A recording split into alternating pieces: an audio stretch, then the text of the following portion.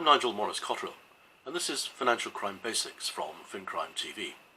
In this episode, the Black Market Peso Exchange.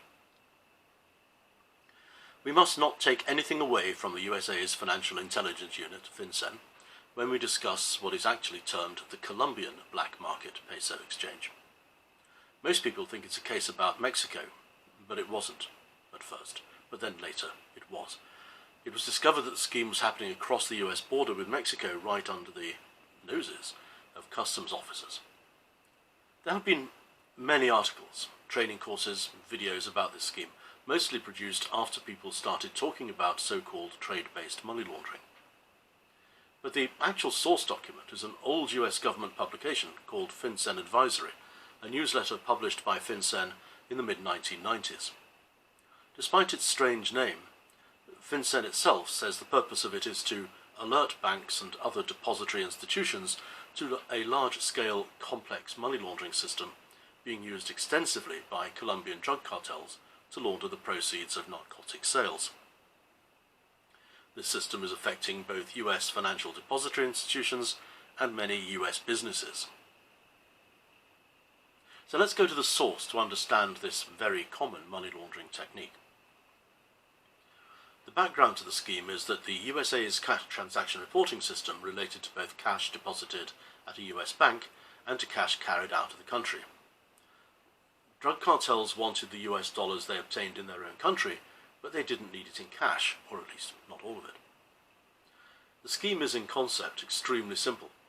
The reason it's called black market is because the currency traders operating did so illegally. In fact, in almost every country, unlicensed currency exchange is a criminal offence. But mostly, the Colombian cartels wanted their money in banks in the USA, and for it to be there without suspicion. FinCEN explained it very simply because the concept is very simple. This is what FinCEN said. 1. The Colombian drug cartels export drugs to the United States. 2. Drugs are sold for dollars in the US. 3. A cartel in Colombia enters into a contract with the Colombian Black Market Peso exchanger, who is usually in Colombia. 4. The cartel sells its US dollars to the exchanger's US agent. 5. Once the dollars are delivered, the peso exchanger in Colombia deposits the agreed-upon equivalent of US dollars in Colombian pesos into the cartel's account in Colombia. At this point, the cartel representative is out of the picture because he has successfully converted his drug dollars into pesos. Now you'll realize that what we're talking about at this point is essentially a hawala-like transaction. The Colombian Black Market Peso exchanger now assumes the risk for introducing the laundered drug money into the US banking system, and this is done through a variety of structured transactions. The Colombian Black Market Peso exchanger now has a pool of laundered funds in US dollars to sell to Colombian importers who use the dollars to purchase goods either from the US or from collateral markets.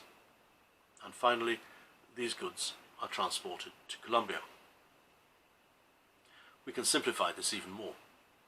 It's an international exchange of drugs for goods, where the drugs are sold in the target market and the proceeds are used to buy goods which are then sold in the market where the drugs originate, and the proceeds banked as proceeds of legitimate business.